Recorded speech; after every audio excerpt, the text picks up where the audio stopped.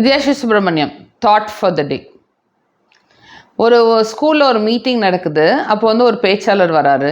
அவர் பேச்சாளர் வந்துட்டு அவர் என்ன கேட்குறாருன்னா, உங்களுக்கு யார் யாருக்கு சோனாலி பிந்த்ரே தெரியும் அப்படின்னு கேட்குறாரு. கேட்டோடனே நிறைய பேர் கை தூக்குறாங்க. அப்புறம் கொஞ்ச நேரம் கழித்து அவரை கேட்டு வெரி குட் அப்படின்னு சொல்லிட்டு கேட்குறாரு, how many of you know Garima Lohia அப்படின்னு கேட்குறாங்க. அது 4-5 பேர் கை தூக்குறாங்க. அப்புறம் கொஞ்ச நேரம் கழித்து அவர் கேட்டார், எத்தனை பேருக்கு நயன்தாரா தெரியும் அப்படின்னோடனே எல்லாம் சிரிக்கிறாங்க. சிரிச்சுட்டு இவர் சொல்கிறாரு, யாருமே தெரியலன்னு சொன்னாங்கன்னா உங்களுக்கு 2 அடி தான் கொடுப்பேன், யார் யாருக்கு தெரியுமா கை தூக்குங்க அப்படின்னோடனே ஒருத்தர் 2 பேர் இல்லை நாங்கள் சினிமா பார்க்குறதில்ல. நீங்கள் சினிமா பார்க்குறீங்க பார்க்கல மேட்ரு இல்லை, ஆனால் சினிமா பார்க்காதவங்களுக்கு நயன்தாராவை தெரியும்ல அப்படின்னோடனே எல்லாம் சிரிச்சுட்டு கை தூக்குறாங்க. அப்புறம் கொஞ்ச நேரம் கழிச்சு அவர் கேட்குறாரு, யார் யாருக்கு வந்து ஷில்பா ஷெட்டி தெரியும்னு கேட்குறாங்க. உடனே எல்லாம் சிரிச்சுட்டு கை தூக்குறாங்க.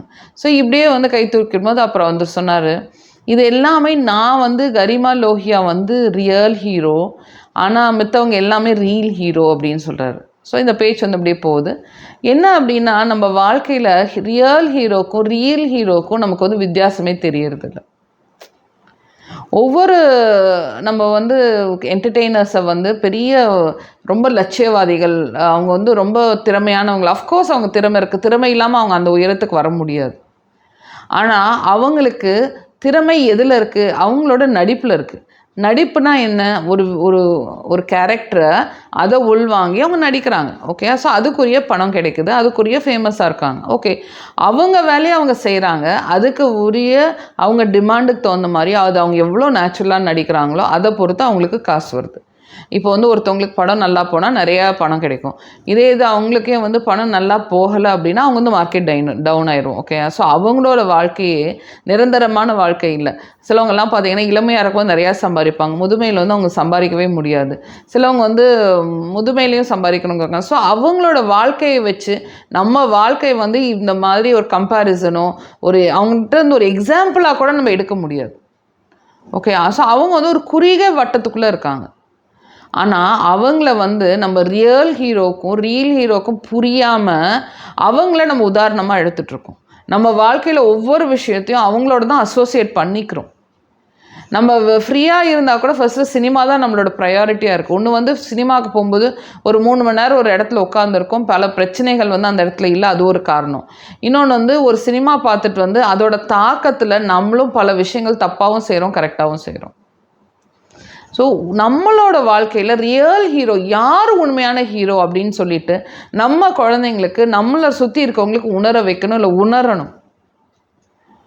அவங்க வந்து ஒரு பணத்துக்கோசரம் செய்கிறாங்க, ஆனால் நம்ம கண்ணு முன்னாடியே பக்கத்தில் ஒருத்தர் இருப்பார், ஒரு தாத்தா இருப்பார், ஒரு விவசாயி இருப்பார், அவங்கெல்லாம் வந்து நம்ம அப்ரிஷியேட் பண்ணுறதே இல்லை. நம்ம வந்து அவங்க பணம் இருக்குது அப்படின்னு சொல்லிட்டு அவங்களுக்கு ஒரு புகழ் இருக்குதுன்னு சொல்லிட்டு அதை தான் பெருசாக பார்க்குறோம். நம்மளை சுற்றி இருக்கிற ரியல் ஹீரோஸை நம்ம கவனிக்கிறதே இல்லை. முக்கியமாக அரசியல் தலைவர்கள் எல்லாமே அவங்க என்ன பண்ணுறாங்கன்னா, சினி பேக்ரவுண்ட்லேருந்து வராங்க, நம்ம அவங்கள தான் ரியல் ஹீரோன்னு எடுத்துக்கிறோம்.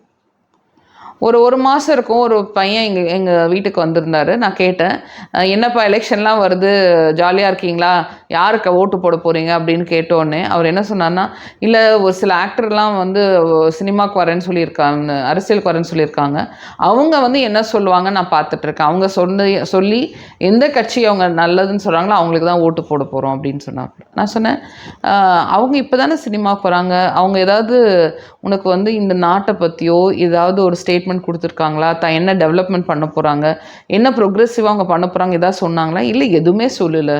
ஆனால் அவர் ஃபேமஸாக இருக்காருல்ல அப்படின்னா நான் சொன்னேன், அவர் ஃபேமஸாக இருக்கார், அவர் ஃபீல்டில் அவர் ஃபேமஸாக இருக்கார், ஆனால் அவர் வந்து நாட்டுக்கு ஏதோ செய்ய போகிறோன்னு உங்களுக்கு ஏதோ அறிகுறி தெரியுமான்னு எனக்குலாம் தெரியாது, ஆனால் அவர் சொல்கிறதா கேட்பேன். ஸோ இந்த மாதிரி நம்ம வந்து என்ன பண்ணுறோம்னா, ரியல் ஹீரோக்கும் புரியாதனத்தில் நம்ம வந்து ஒரு பிளைண்டாக இருக்கோம். பிளைண்டாக இருக்கிற காரணம் நம்ம சொசைட்டியை அந்த மாதிரி ஒரு கட்டமைச்சிருக்காங்க. ஏன்னா இவ்வளோ நாள் நம்மளோட பிரதானமாக இருந்தவங்க எல்லாமே பார்த்திங்கன்னா இந்த மாதிரி சினி ஃபீல்ட்லேருந்து வந்தவங்க தான். முதல்ல நீங்கள் பாருங்கள், நம்ம இதுக்கு முன்னாடி இந்த தலைவர் 3/4 பேர் சினி ஃபீல்ட்லேருந்து தான் வந்தவங்க. அவங்க கொடுத்த ஆட்சி நல்லா இருந்ததா அப்படின்னு சொல்லிட்டு எனக்கு தெரியாது. ஆனால் இன்னும் கொஞ்சம் நல்லா இருந்திருக்கலாம், இன்னும் கொஞ்சம் பெட்டரான ஆளுங்க, இன்னும் கொஞ்சம் பெட்டரான சிந்தனைகள் உள்ள ஆளுங்க கையில் இருந்திருந்தால் இன்னும் கொஞ்சம் நம்ம நாடு பெட்டராக இருந்திருக்கும். இன்னும் நம்ம ஒவ்வொரு டெசிஷனும் எந்த மாதிரி எடுக்கிறோம், டெய்லி லைஃப்பில் யார் ரியல் ஹீரோ, சின்ன சின்ன விஷயங்கள் தானாக சுயமாக சிந்திச்சு பண்ணுறவங்க, அவங்களால 10 பேர் உதவியாக இருக்கவங்க, அவங்களால 10 பேர் வாழ்வை வந்து இப்போது நான் வந்து சினிமா ஹீரோ, நான் வந்து 10 பேருக்கு உதவி பண்ணுறேன், நல்லா பண்ணுறவங்க நிறைய பேர் இருக்காங்க. அவங்க வந்து இவ்வளோ சம்பாரிச்சா இத்தனை % கொடுக்கணும்னு செய்கிறவங்களும் இருக்காங்க. ஆனால் அதை சம்பாரிச்சுக்கிட்டு செஞ்சால் அதில் தனக்கு புகழ் கிடைக்கும்னு செய்கிறவங்களும் இருக்காங்க. ஆனால் இதை தவிர நம்ம ரியல் ஹீரோஸ் பார்த்திங்கன்னா, அவங்க கொடுக்கறது, அவங்க வலதுக்கிறதுக்கு கொடுக்கறது, அவங்க இடதுக்கிறதுக்கு தெரியாத ஆளுங்களும் நிறைய பேர் இருக்காங்க. ஸோ நம்மளை சுற்றி இருக்கிற ரியல் ஹீரோஸை நம்ம கவனிக்கணும். ஸோ எந்த மாதிரி ஹீரோஸ் வந்து நம்ம வாழ்க்கையோட மாற்றத்தை அவங்களால ஏற்படுத்த முடியும்னு பார்த்துட்டு அதை தான் குழந்தைங்களுக்கு சொல்லிக் கொடுக்கணும். ஸோ நம்ம என்ன பண்ணுறோன்னா, நம்ம அப்படி தான் வாழ்ந்தோம், நம்ம வந்து மூளையை வந்து அவங்க வந்து ஒரு மாதிரி மெஸ்மரைஸ் பண்ணி வச்சுருக்காங்க. ஸோ அதே விஷயத்த நம்ம வரப்போகிற சந்ததியர்களுக்கோ நம்ம கூட இருக்கவங்களுக்கோ சொல்லாதீங்க. நம்ம கூட இருக்கவங்களோட ப்ரொக்ரெசிவ் தாட்ஸ் கொடுங்க. நீங்கள் நிறைய போய் படிங்க, நிறைய விஷயங்கள் தெரிஞ்சுக்கோங்க. ஸோ இந்த மாதிரி விஷயத்துக்குள்ளே லாக் ஆகாமல் பார்த்துக்கணும். ஓகேயா?